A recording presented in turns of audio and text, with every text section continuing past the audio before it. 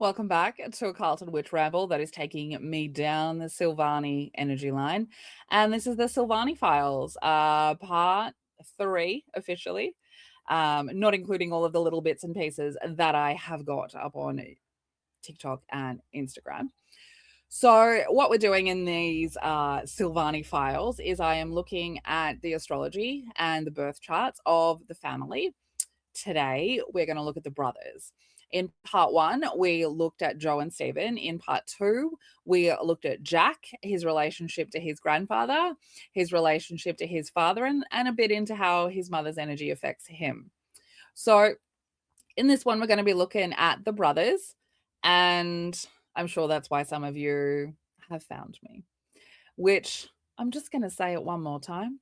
When I started my Jack Silvagni videos on TikTok, I had no idea about the brother. The brother has shown up sending me down a very particular type of energy search in their birth charts, which has been incredibly interesting to me.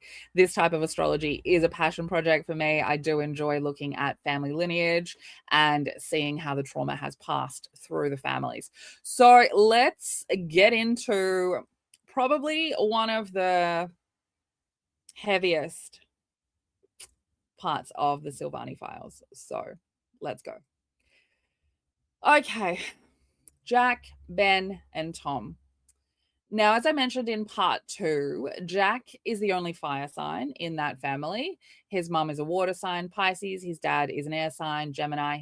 His grandfather was a water sign, Cancer. His brothers are earth and air. He is the only fire sign. He is the only chaos. He is the reason for chaos. And a Sagittarius is in opposition with a Gemini, and his father was a Gemini. So let's just get into these. So we can see here the 3 brothers, Jack, Ben, and Tom, a Sag, a Taurus, and a Libra. Okay. So Jack is the only fire energy sign. Okay. Everyone else, air and water. He and his brother Ben, very different. Fire and earth, very different. Okay. Now, Ben being a Taurus, there is a relation between him and his grandfather. Being Taurus energy, the moon is very important, and a Cancer energy person, the moon is very important. Ben also shares this wound placement with his grandfather, which is in Cancer as well, and is a wound of the mother and a wound of not really feeling loved or nurtured. Now, Taurus energy in particular really needs that, especially as a child. When we look at the earth signs, there's 3 of them: Virgo, Taurus, Capricorn. Virgo, the mother; Capricorn, the protector. And Taurus energy requires the sort of love that is unconditional, right? The sort of love of the mother. That's the relationship between the earth signs, is that Taurus requires the unconditional love of a mother. Virgo is the mother, and Capricorn protects the mother. It's the house around the mother and the child. So when we're looking at Taurus energy people, they tend to be the sort of people that can love you even if you've got shit going on, but they also expect the same thing. They expect an unconditional love regardless of what they've got going on. And if you are someone who is lucky enough to be loved by a Taurus energy person, then that's generally the same way. However, this amount of Taurus energy is problematic. This amount of Taurus energy, it makes it almost impossible to deal with feelings of guilt and shame. It is an energy that wants to stay surface level. It is an energy that wants to look a certain way. Now, we can definitely see where that came from when we look at Ben's energy, because he experienced his father, Saturn in Taurus, 19 degrees, 7th house. 19 degrees is a Libra degree. It talks about the cause and effect, and it affects his relationships. So Ben experienced his father as somebody who cared more about how he looked than what was really going on, cared more about how the family looked than what was really going on. As long as we look good from the outside, who cares what's going on? Smile through the pain kind of an energy, right? A Saturn in Taurus is also a generation of people that had a father who was very focused on getting the work done and making the money. Okay.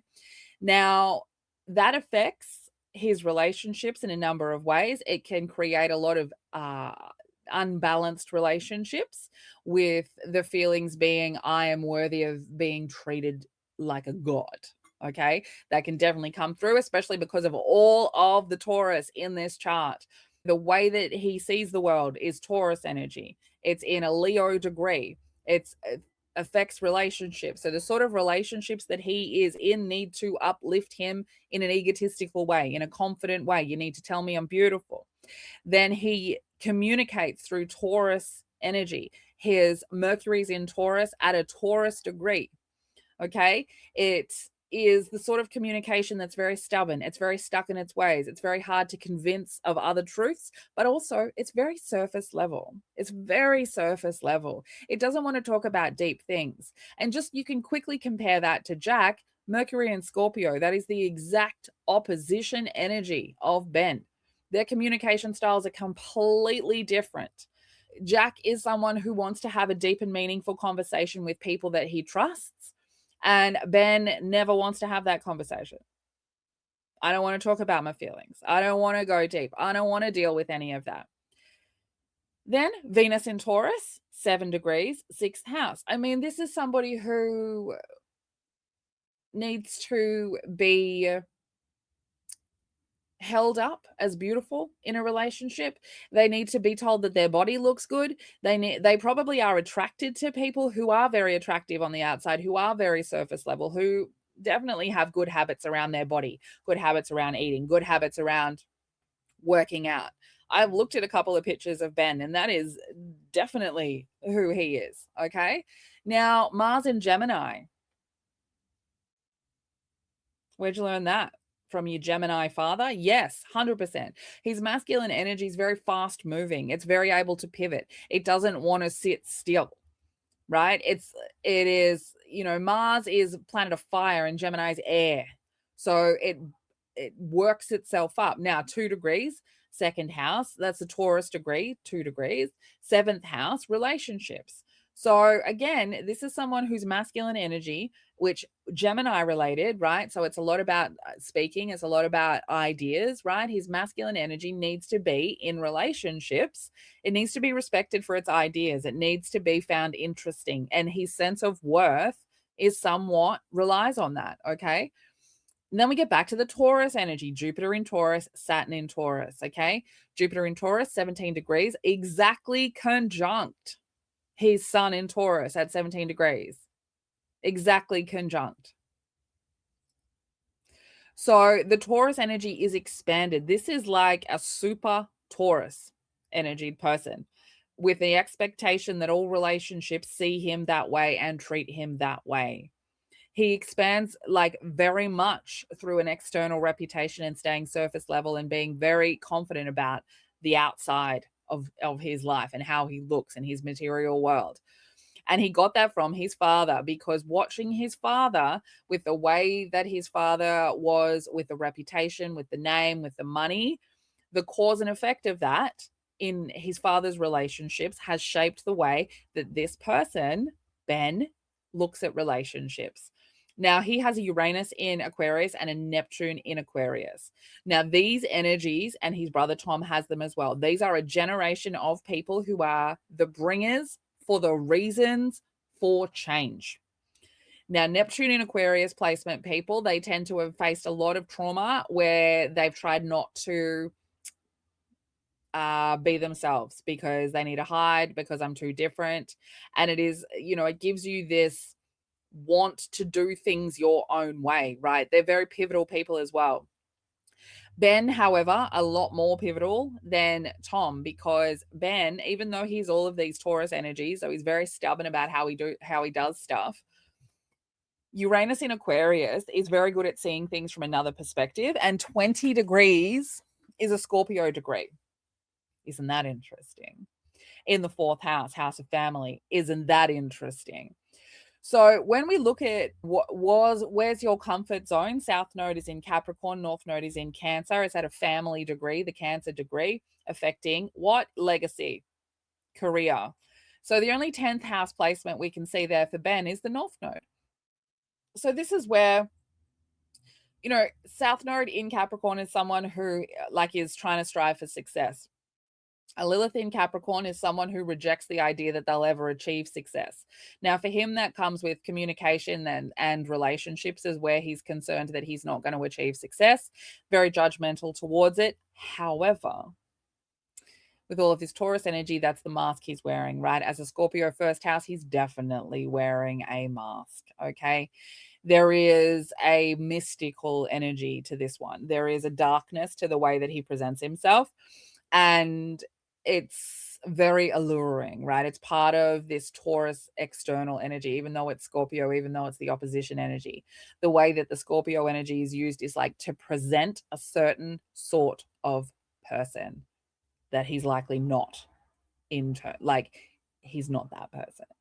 That's not who he is, but that's what it looks like he is. So he has this wound of success, this wound of being recognized forever achieving anything. And that's because when you have all of this Taurus energy, you need a lot of attention, right? Like if you look at all of those Taurus placements and you think, okay, that requires the unconditional love of a mother, right? And it doesn't have to be his mother. I'm just saying in general, right? The feeling of an unconditional love of a mother, that is a lot of privileged expectation of being treated a certain way because of your name and because of the way that you look.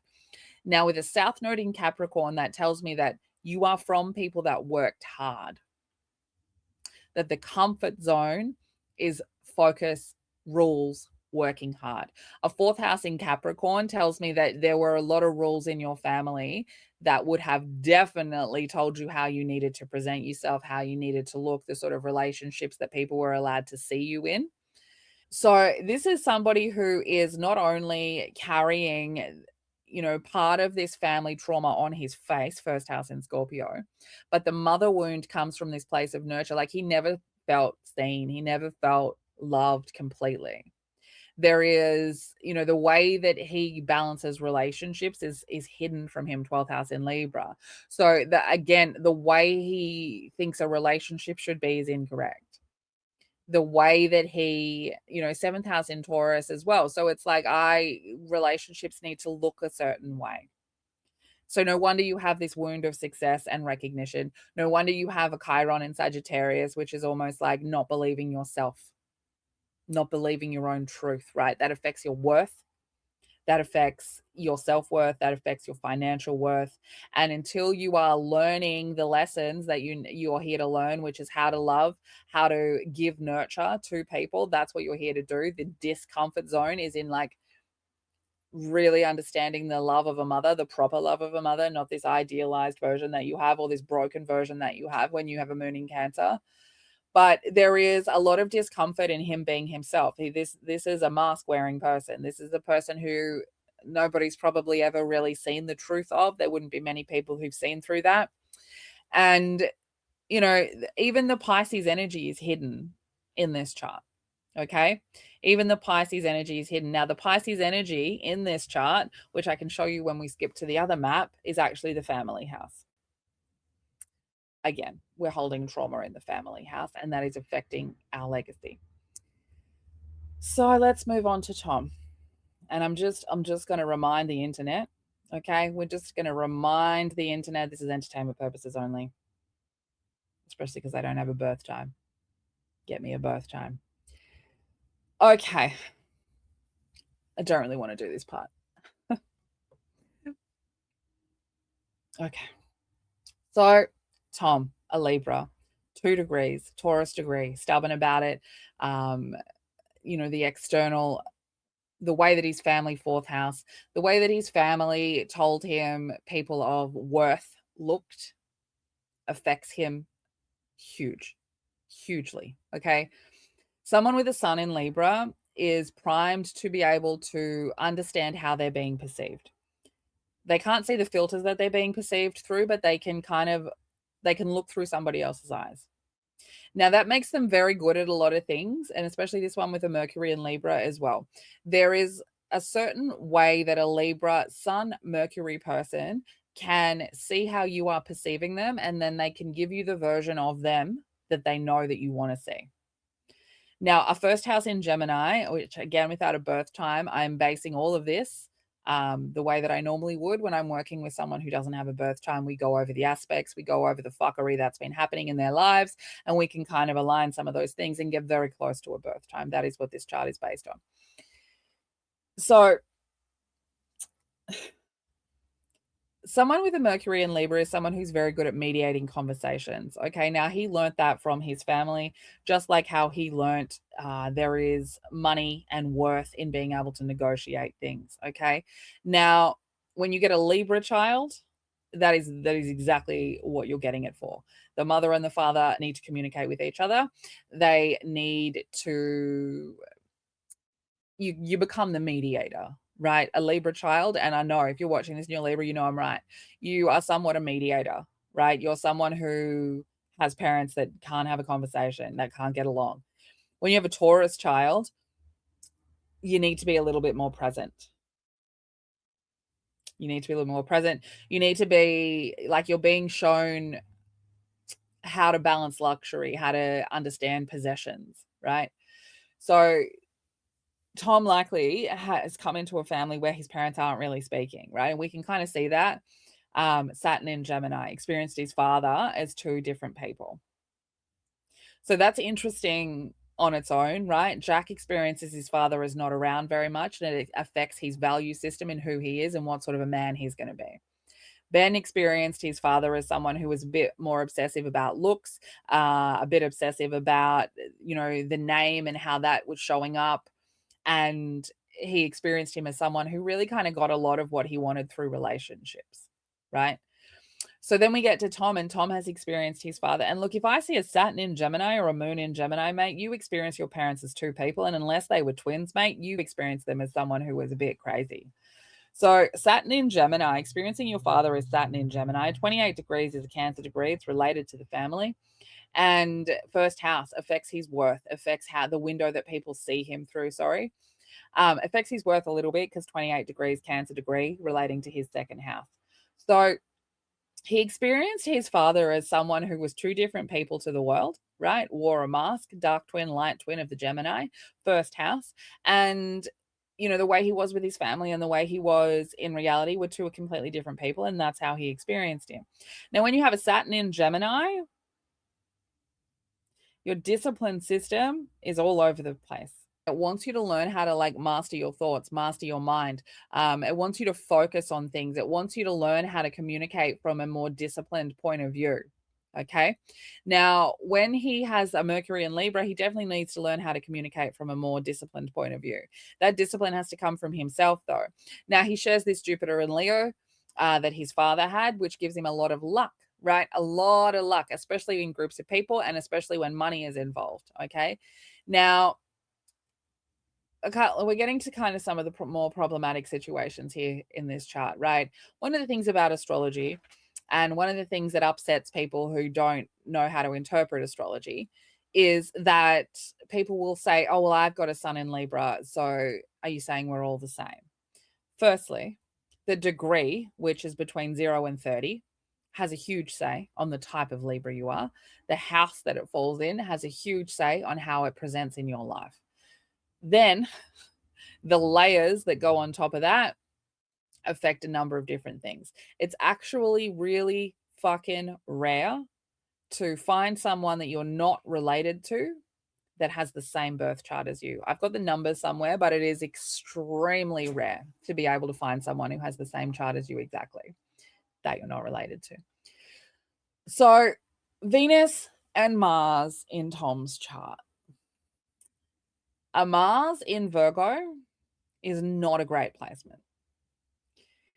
A Mars in Virgo in a man is definitely not a great placement, okay? Mars in Virgo men are extremely critical, usually of other people, because it's their own repression of their own values that they've been taught as children, and they are judging everybody by them. And for Tom, definitely, because Virgo rules his fourth house, meaning that there was very strict ways in which he was allowed to show up.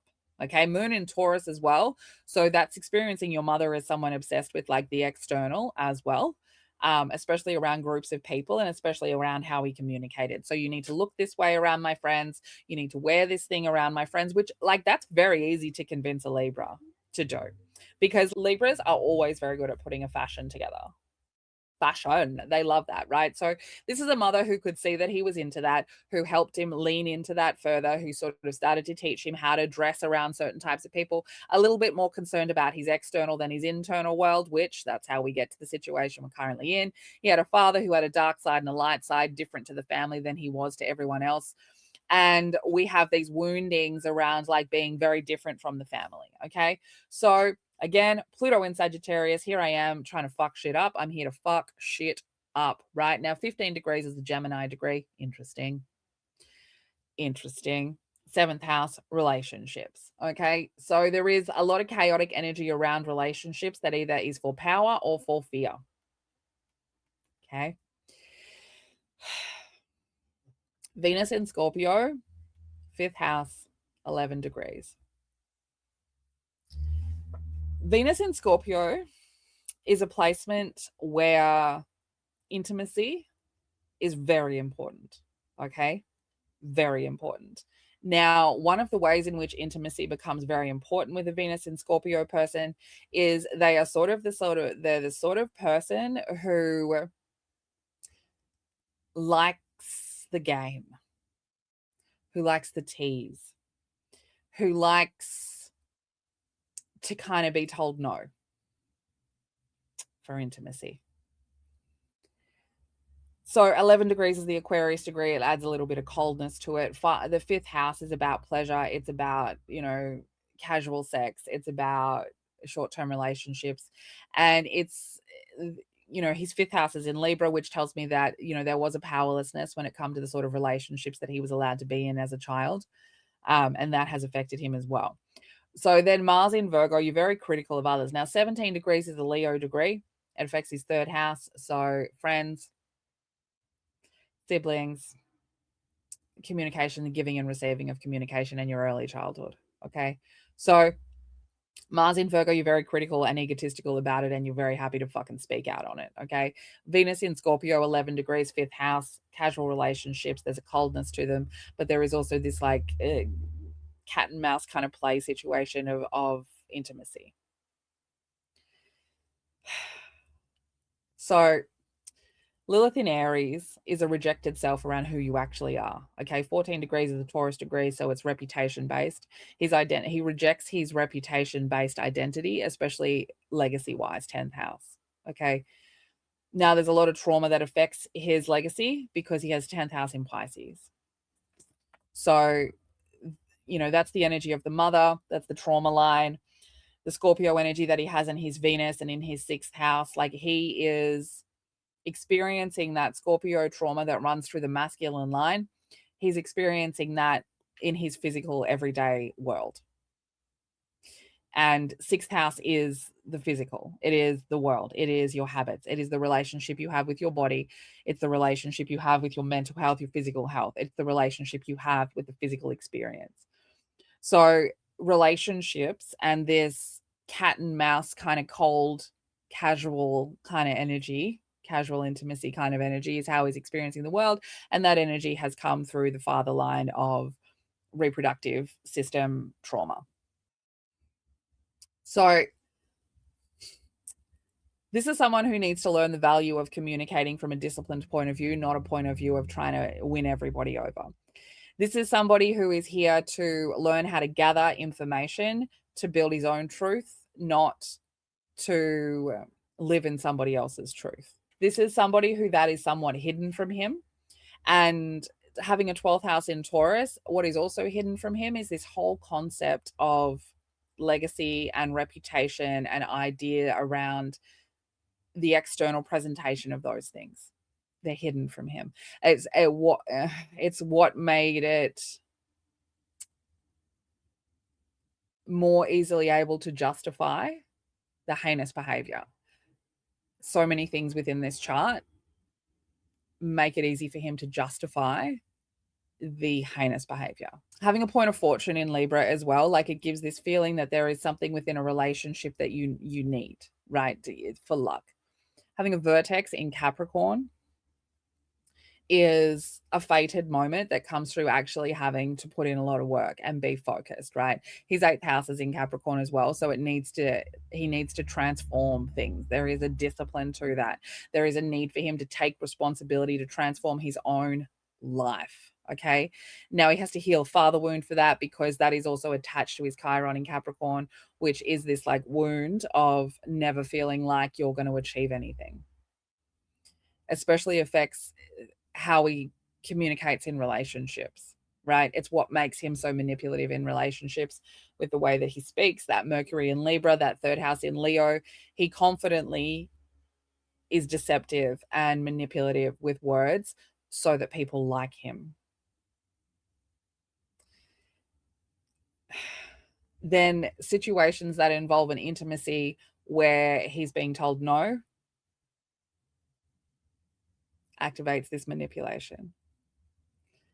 And then Mars in Virgo, there's a coldness to that. There's a I don't want to feel the feelings to that. 17 degrees comes this Leo placement. So it's the masculine energy is, it looks at tiny things. It's very it doesn't see a bigger picture. So it's looking at the moment. And Mars talks about repressed emotions like rage. It's also your sexual energy, it's your motivation, and it's your drive. So this is someone who is very egotistically driven by like one thing that is said. We're focused in, we're pedantic about certain things. We can't see the bigger picture. That came directly from his family, who were also very much like that around how their identities needed to present themselves. It's very heavy energy to be in. Very heavy energy to be in. Part of the wounding from Tom, and part of the reason why he is here, being one of these generations of Uranus and Neptune in Aquarius, the bringers for the reasons for change. His Neptune in Aquarius, 8 degrees, 8th house, right? 8 degrees, Scorpio degree, 8th house, Scorpio house, right? Capricorn in the Scorpio house. You need to take responsibility for the Scorpio energy of the family line, which he hasn't done. Right? He's been poisoned by it. He's been poisoned by it. Yeah. I'm going to leave it there. We'll come back for another part where we are looking at how these charts interact. If this triggered anything, please call your people, get some support. If it does make you feel any better, Lilith has moved to Sagittarius. These kind of energies are about to get their karma. Believe women. Stay weird.